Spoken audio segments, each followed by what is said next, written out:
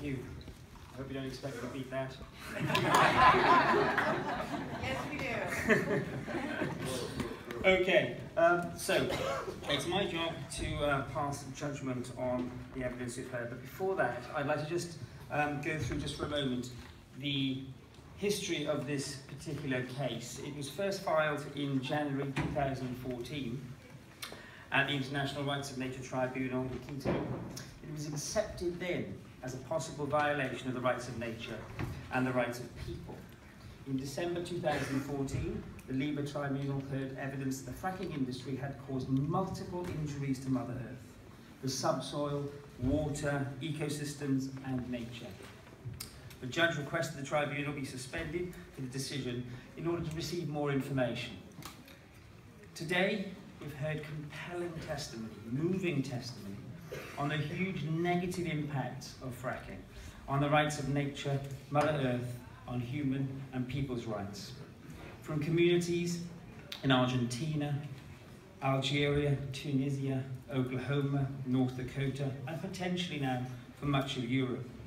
If we add to this evidence the copious evidence emerging from around the world, from peer-reviewed academic studies, NGO reports, UN reports, and witness testimony from investigative journalists and documentary filmmakers throughout the world, which are too often deemed anecdotal.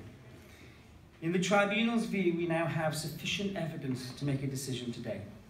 What I would like to do now is to briefly review some of the wider evidence.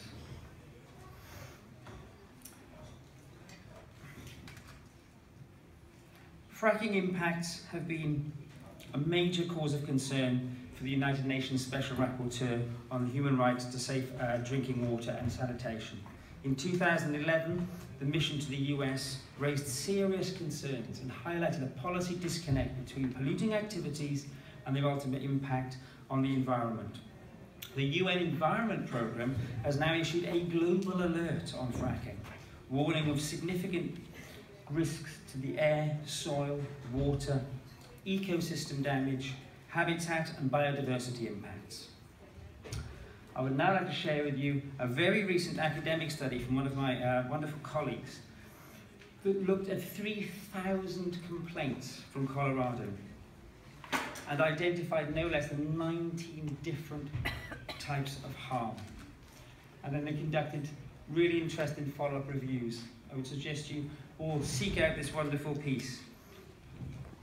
What we saw were much like we've already heard about.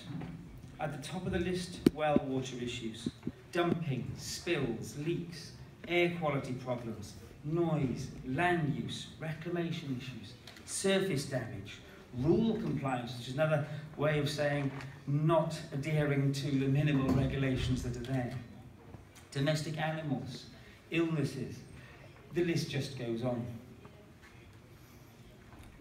So what I would like to say is, based on the powerful and compelling testimony we heard this morning, and the growing body of knowledge now publicly available, this tribunal finds that the unconventional gas and oil fracking industry and supporting governments are violating the inherent rights of Mother Earth, as articulated in the Universal Declaration, Article 2. Rights to life and to exist, to be respected, to clean air, water, health, to be free from contamination and pollution. And the entirety of Article 3, failing the obligations of human beings to Mother Earth. Now, in terms of some tentative recommendations, I've thought about this for some time.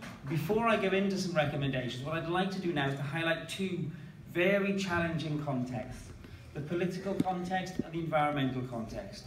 Now, the diagram I'm about to show you is a UK diagram. It was researched and written by a wonderful colleague of mine, Paul Mobbs, and it's been updated since. But I want to show you this because it highlights a very, very important problem, and one that we're all fully aware of. But when you actually see the embedded connections between the businesses and politicians involved in this, it's really quite surprising.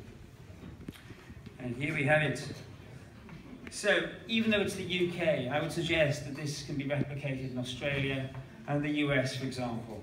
Now, if this works, what I'd like to highlight, one of the most extraordinary elements of this diagram. What you have here, the Cabinet Office, the centre of the British government. And at the top, a lead, non-executive, non-elected director, directly in the Cabinet Office advising on energy issues, whilst at the same time being the chairman of the UK's biggest fracking company. In another context, this would be called corruption.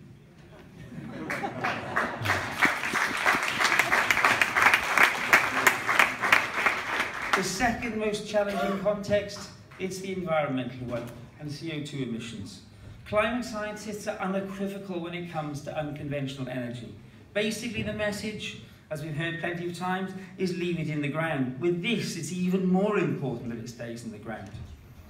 James Hansen said we should not go after the last drops of oil and gas.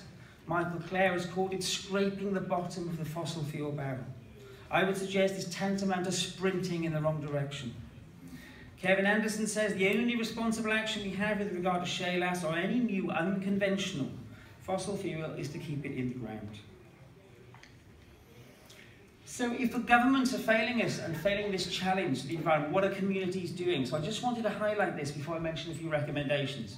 What communities are doing in Australia in particular, and it's inspiring the UK too, is saying no and locking the gate to these developments. Communities are coming together. You've got all sorts of connections with farmers, businesses, indigenous peoples, civil society organisations coming together to demonstrate the important point at the bottom. There is no social licence for this.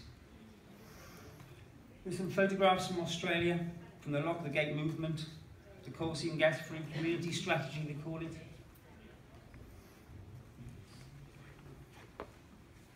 This one is really, really interesting. It's showing every single aspect of the community all coming together and saying no. And then, of course, you have to be prepared for that. Prepared to engage in non-violent direct action. Our actions, they say, are non-violent, but they are non-negotiable. Farming, not mining, is another favourite of mine. Protect our fresh air, etc. Now, the other thing I think is important, and the UK is starting to realise this, being imaginative with the actions.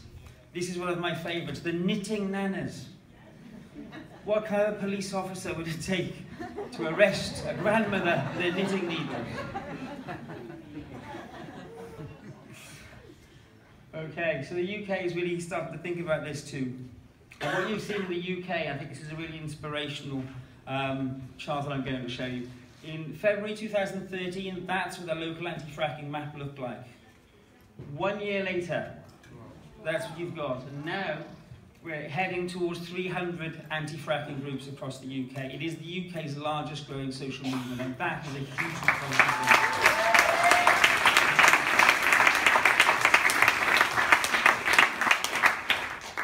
Huge successes in Lancashire, 2 applications from Cordial, that company I showed you at the beginning, that were going through were rejected by the council through massive pressure from the community. And you can see again the imaginative elements here. There's a tea room pretty much at all of these things, okay, keeping it thoroughly British. But having said that, the Secretary of State has now decided to intervene, to override quite possibly the wishes of the local community. So there's more battles again there, but I think the government will now have to think very carefully about the battles it chooses because of the local resistance. So to finish up then with some tentative recommendations. This tribunal recommends 1, a ban, not a moratorium, a ban on unconventional energy extraction because it violates the rights of Mother Earth. It violates humans and people's rights and adds a grossly inefficient, dirty, destructive resource to conventional energy stocks that we already can't afford to burn. And moreover, it diverts funding from renewables.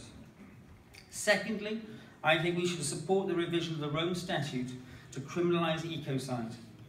The current proposed amendment would cover much extreme energy production. It would criminalise it. And 3, we should support these grassroots movements, because I think it's only from the ground that we will win this fight. And 4, highlight the corruption of the corporate state, as criminologists now like to call it. And then 5, hold the corporate state accountable in more people's forums. And on that note, whilst this case is closing now, another one is opening. And I would like to invite you all. I'm involved in setting up the Permanent People's Tribunal on Fracking, which will report in 2017. And we're currently taking as much witness testimony as we can. It can be all uploaded via the website, and we're going to engage in discussions about how we can bring these two tribunals together. On that note, I thank you.